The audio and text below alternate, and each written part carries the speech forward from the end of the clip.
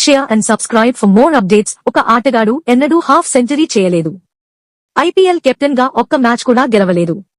Play offs కు అడుగు పెట్టలేదు. కానీ ఇవన్నీ ఒక్క రోజులో జరిగిపోయాయి. ఈ రోజు ఏదో మహత్తరమైనది జరిగింది. అవుట్ అయినా నో బాల్, మంకట్ చేసినా నాట్ అవుట్. ఇది కేవలం క్రికెట్ కాదు, ఇది దేవుని ప్లాన్.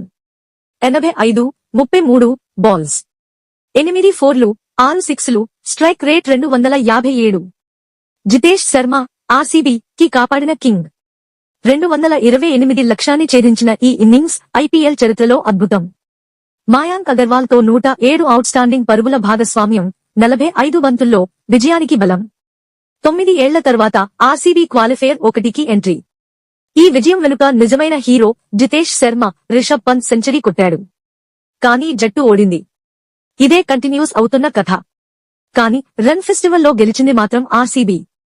విరాట్ కోహ్లీ ఈ సీజన్లో 8 హాఫ్ సెంచరీలు. ఆ 8 మ్యాచ్లలో ఆర్సీబీ విజయం సాధించింది. ఈ సాలా కప్ నామ్దే అనిపించేలా ఉంది. ధన్యవాదాలు జితేష్ శర్మ, ధన్యవాదాలు మాయాంక్ అగర్వాల్.